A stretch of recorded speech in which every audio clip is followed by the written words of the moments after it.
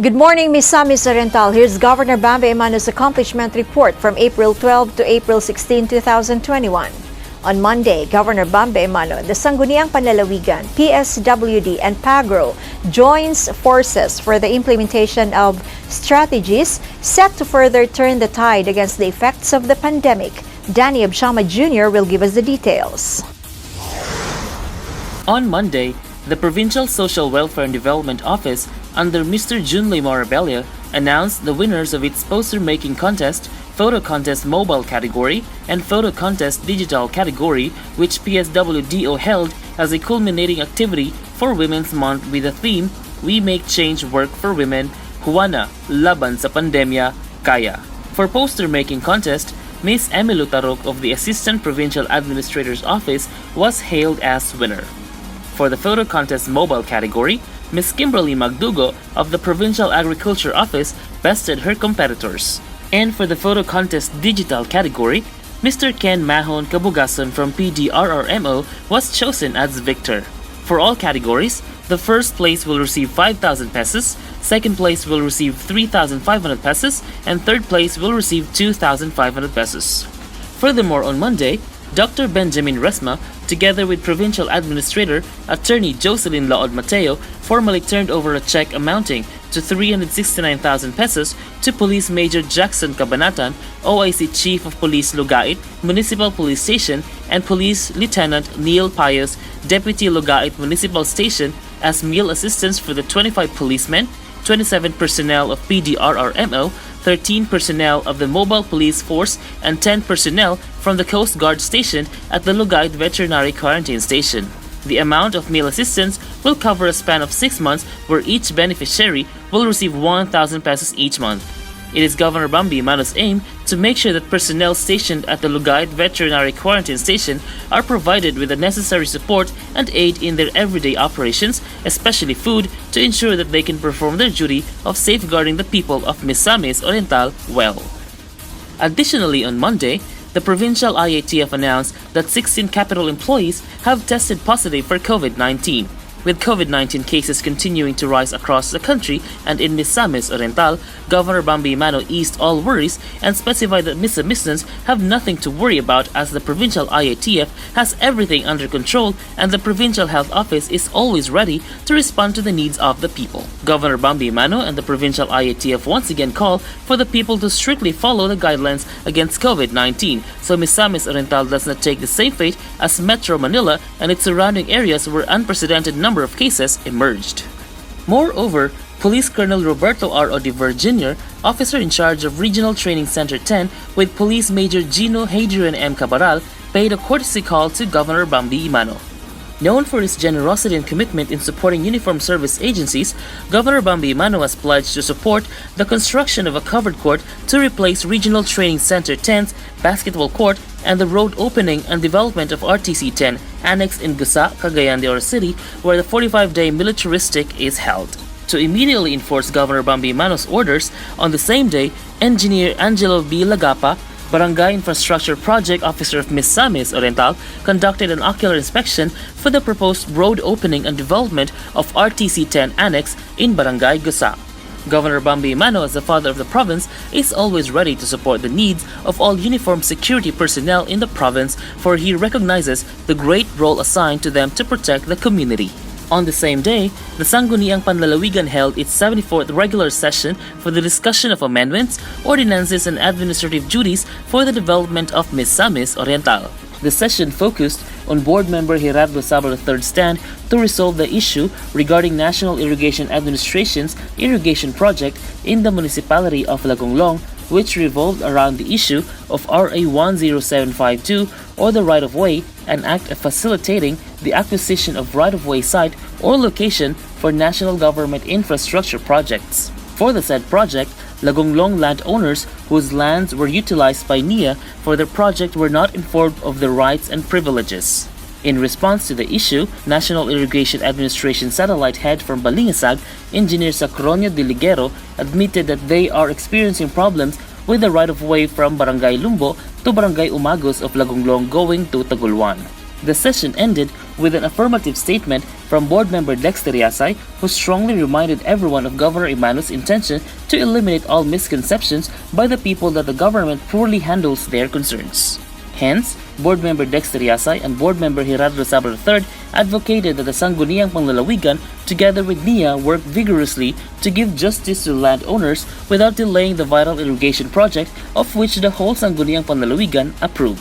Lastly, on Monday, Dr. Benjamin Resma gave his ASF update and stated the areas affected by African swine fever as of April 12, 2021. The following areas and municipalities are as follows: Barangay Malanang and Bagokbok of Opol, Barangay Hinigdaan, Kalabay-Labay and Sinalok of El Salvador City, Barangay Baybay, Benigwayan, Kalatkat, Lanao, Lugilo, Lumbo, Poblasyon, Sampatulog and Sungay of Alubihid, Barangay Kibaghot, Poblasyon and Gasi of Laguindingan, Barangay Santo Niño of Libertad, Barangay Apas, Hampason, Ogis, Tawan-Tawan and Kanitoan of Initaw, Barangay Pagawan, Digkalaan and Kabalantian of Mantikao. In total, 7 municipalities and 26 barangays have been affected. A total of 1,776 hogs have been culled and 434 farmers have been affected. The office is also conducting active disease surveillance in various barangays of El Salvador City and Mantikao. Dr. Benjamin Resma also conveyed that the application of strict biosecurity measures, including thorough cleaning and disinfection, are the only solution to prevent entry of virus into farms. He also encouraged everyone to become part of the solution in the fight against ASF. Danny Vertudazo of Shama Jr., PIO. Tuesday focuses on PSWD's distribution of livelihood assistance grants with the support of the board members in accordance to Governor Bambi Emano's continuing effort to aid Misamisnans severely affected by the pandemic. Here's Regian, my guy for the story.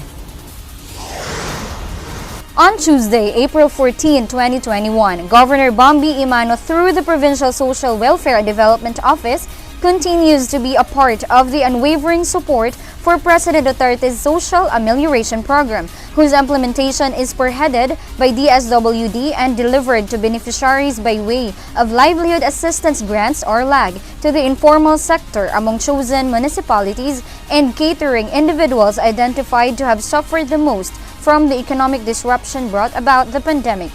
Governor Bambi Emano, with the full support of Sangguniang Panlalawigan board members Boboy Sabal, Dexter Yasay, and Sire May Emano, distributed a total of 2,750,000 pesos to 550 beneficiaries from the municipalities of Claveria, Hasaan, and Taguluan, with the presence of Mayor Miraluna Abrugar of Claveria, Mayor Redentor Jardin of Hasaan, and Attorney Nadia Emano Ilipe from the PGO Extension Office in Taguluan. This completed the listed 1,245 beneficiaries from the whole of Misor's 2nd District, summing up to a total of 6,225,000 pesos, with each beneficiary receiving 5,000 pesos as the series of distribution commenced on the last week of March.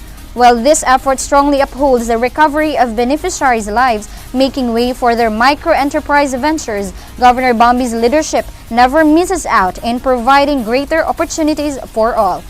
Regiana Moratonel, my guy, PIO. Wednesday devastates the provincial capital as all other events were overshadowed by the devastating fire that consumed the Provincial Health Office. Jeo Denke has the details. On Wednesday, April 14, 2021, only the signage of the Provincial Health Office was left after the devastating fire that started at around 6:30 p.m. All capital employees were shocked of the raging fire in PHO that resulted in the scorching of multiple important documents, including the cold storage facility inside the office where various vaccines are stored. An estimated of 30 vials of Sinovac vaccine were also destroyed during the fire. Around 8:53 p.m. in the evening, BFP announced that the fire is already under control, yet BFP said until Wednesday morning for checking and monitoring of possible reignition of the fire. Despite of what happened, Governor Bambi Emano is grateful that there were no lives lost in the incident. As of the moment, BFP has not yet determined the cause of the fire, and investigation in the fire scene is still ongoing. Governor Bambi also ordered a thorough investigation of the incident to find out what was the real cause of the fire. Governor Bambi Emano also conveyed to the people of the province the PHO will not stop its operations as their services is in dire need. Up to 1.4 million pesos of structural damage was caused by the fire that also affected PHIO, Misor Cares, and part of the motor pool belonging to the Provincial Engineering Office. On the other hand, in line with the national government's program, the End Local Communist Armed Conflicts, or LCAC, which uses a whole nation approach, the municipality of Claveria and Governor Bambi Emano launched the Municipal Task Force to End Local Communist Armed Conflict, or MTF LCAC. And they adopt a community program by the Department of Agriculture 10, while the Department of Public Works and Highways 10 turns over a road project connecting Malaybalay City to Hingog City at Sitio Calaan, Barangay Minalwang, Claveria, Misamis Oriental. The event was attended by different local and national agencies who gave their commitment of support for the former rebels. Present in this said event are Commanding Officer of 58th Infantry Battalion, Lieutenant Colonel Ricky Canatoy of Philippine Army, Provincial Director PNP Police Colonel Rainiel Valones, Brigade Commander 403rd Brigade Brigadier General Ferdinand Basalan, Commander 4th Infantry Division Major General Andres Centino, Municipal Mayor of Claveria Honorable Mayor Luna Abrogar, Vice Mayor Hingog City Honorable Peter Onabia, and other national and local agencies who extended their help for the new beginning for the former rebels. Governor Bambi Emano's goals and efforts in helping the people of Misamis Oriental only proves his efficient leadership, especially for the elimination of the insurgency in the province. In another story, an orientation on the proposed integrated coconut processing project in Misamis Oriental by board member Eric Koo was held at the AVR of People's Palace, Balingasag. Present were coconut farmers representing the 30 small coconut farmers organizations in Balingasag. During the activity, Pagro Link was also presented by the Agricultural Information Management System personnel of Pagro, the online platform being developed by the provincial government in partnership with the Mindanao Development Authority, or MINDA. Additionally, board member Eric Koo inspected the Tanglad and Citronella processing facility at Samay Balingasag with IPMR of Balingasag, Datu Cesar Asapon, representing the Pamalihi IP Group.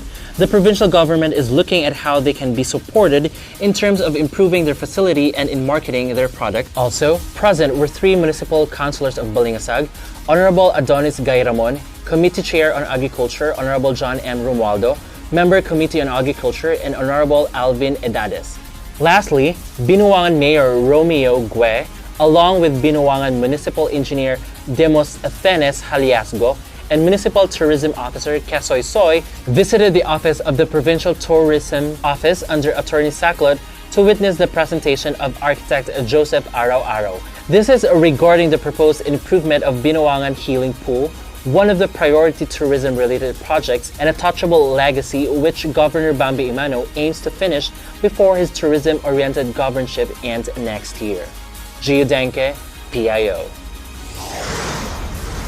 Thursday is filled with hope and resurgency as against all odds, the Provincial Health Office stunningly recovers immediately thanks to Governor Bambi Emano and the Sangguniang Panlalawigan's swift action and the support of the whole provincial capital. Queen Exclamador will tell us more. On Thursday at around 4 a.m., the Bureau of Fire Protection quickly set down a minor fire inside the Scorched Provincial Health Office caused by combustible materials and high temperatures in some portions of the building. According to Senior Inspector Willie M. Dan Jr., BFP is continually conducting overhauling and mopping out operations to secure no other building will be affected and to remove other potential materials that may cause fire. BFP is now appealing that citizens be conscious of their safety, especially the provincial capital employees in their respective offices. Furthermore, Governor Bambi Emano affirmed that in the month of June this year, the construction for a new 3-story PHO building will commence. Dr. Jerry Kalingasan stated that this incident did not halt the entire office and its employees from attending to work. Temporarily, PHO employees will report at the Provincial Training Center. All incoming meetings and trainings will occur at the Provincial Engineering Roof Deck, Admin's Office, or the Provincial Governor's Office Conference Room. At the same time, the Office of the Provincial Early Childhood Care and Development will house most of the Miss or Care staff, while those assigned at Miss or Care's 24/7 will station at the PDRR container van. To conclude, the Provincial Agriculture Office is set as the temporary vaccination center for all vaccination process from here on until a new PHO building is established. Meaningfully, all departments extended their help in aid PHO MISOR, wherein each donated office essentials such as bond papers, PPEs, and computer sets. At such, Governor Bambi Emano and Dr. Kalingasan, with the full force of MODHA and the majority of Sangguniang Panlalawigan, remained at the site to look into the situation and waited for the declaration from Bureau of Fire Protection 10 that the area is already fire out. This tragedy cannot be predicted, and the agony and struggle it caused is burdening to carry. Hence, Governor Bambi remained resilient to show the Misamisnans that they need not to worry, as the provincial capital is and will always be there to stand the test of time, paired with unanimity of its officials and employees for the common good. Queen Exclamador, PIO. On Friday, the Provincial Engineering Office, together with board members Wayne Militante and Leonard Stanley, delivers Governor Bambi Emano's infrastructure projects under the Barangay Empowerment Program to 3 barangays in Hingoog City. Jebson Patlunag will tell us more. Starting off, the Provincial Social Welfare and Development Office conducted an intake interview of 14 stall leaseholders at Adibalingasag Bus Terminal, whose livelihood were disrupted by the economic depression due to the pandemic. The stallholders were not expecting Governor Bambi Emano's swift action for their request and expressed their gratitude for, despite the limited resources of the government, the governor never failed to look for ways to help them and never neglected them. Moving on, the Provincial Engineering Office administered the turnover ceremony for 3 vital infrastructure projects to 3 barangays in the city of Hingoog. Present to lead the event and the ribbon-cutting ceremony were board members Wayne Militante and Leonard Stanley, with the assistance of Assistant Provincial Engineer Tessie Gales and Engineer Excel Dagala. Barangay 12 received a concrete canal cover construction project worth 300,000 pesos. Barangay 13 received a drainage system improvement project amounting to 1,100,000 pesos, and Barangay 11 received a CCTV installation project with a total project cost of 300,000 pesos. The said projects are under the Barangay Empowerment Program of Governor Bambi Emano, which aims to empower all the 424 barangays of the province of Misamis Oriental. And lastly, the Provincial Agriculture Office facilitated the delivery of various fruit tree seedlings to the municipality of Magsaysay. A total of 800 seedlings were distributed, namely 200 seedlings of grafted durian of the Puyat variety, 200 seedlings of grafted rambutan of the Maharlika variety, 200 seedlings of grafted lanzonas of the Duco variety, 150 seedlings of jackfruit, and 50 seedlings of giant bamboo. These were received by the Municipal Agriculturist of Magsaysay, Mr. Patrick M. Pahalia, who has always been grateful to the Department of Agriculture and PAGRO and to Governor Bambi Emano for their continued support of its program for the local farmers. Jebson Patlunag, PIO. And from April 12 to April 16, reports from various departments and from the Travel and Arrival Committee shows extensive cooperation to implement Governor Bambi Emano's support to all Misamisnans. Raymark Semanya will give us the details. From March 16 to 29, 2021, 260 beneficiaries from Taguluan, Misamis Oriental of the Departments of Labor and Employment's Tulong Panghanap Buhay para sa ating disadvantaged, displaced, or TUPAD workers started working under the social community projects and agroforestry community projects. The beneficiaries are expected to assist their respective LGUs in giving out essential goods and services, such as food and hygiene kits to the frontliners and the public. They also can help in the disinfection and sanitation of any public facility. The salary distribution of the beneficiaries happened on April 8, 2021 at Balay Ninochka in the municipality of Taguluan, where each of them received an amount of 3,650 pesos. With the help of the Provincial Employment and Services headed by Ms. Zorobabel Wabi-Rabe, this initiative by DOLE is supported by Governor Bambi Emano, will give opportunity to the beneficiaries from the informal sectors, particularly the underemployed and self-employed individuals, to improve their economic condition as they are deeply affected by the COVID-19 pandemic. In another story, a two-day training and seminar on effective communication skills happened on April 15 and 16, 2021, attended by the respective information officers from the different offices and departments in the provincial capital held successfully. The said communication skills training focuses on technical writing and oral communication, which aim to develop the communication skills of the information officers, crucial in serving the Misamisnons efficiently. Knowing that communication significantly affect the results of work, especially in the government service, Governor Bambi Emano credits effective communication as one major factor to consider to become productive and effective in the delivery of services that the people deserve. As of April 15, 2021, the number of the returning overseas Filipinos transported back in Misamis Oriental were heedfully monitored and listed.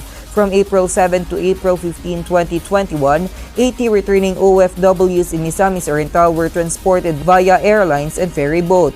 In addition, 445 locally stranded individuals via bus, airlines, and ferry boats safely arrived from April 7 to April 15, 2021. 11 ROFs and LSIs were billeted at Marian Suites by the provincial government. For the grand total, there are already 19,056 returning overseas Filipino workers and locally stranded individuals in the province of Misamis Oriental, recorded from May of 2020 to April 15, 2021, with a total of 1,440 ROFs and LSIs billeted at Marian Suites. This is in line with Governor Bambi Emano's Balik Probinsya program, of which he wants to ensure that arriving Misamisnons are carefully attended to by the provincial government. Raymark Simania, PIO. Several trials have come and challenged the administration of Governor Bambi, but the governor was never shaken, not even once. With cooperation and perseverance and the governor's leadership, we were able to overcome all challenges. And as long as the delivery of basic services continues, Governor Bambi is confident that the provincial capital and the Provincial Health Office will be able to rise again from its temporary predicament. Jinky Rosit, PIO.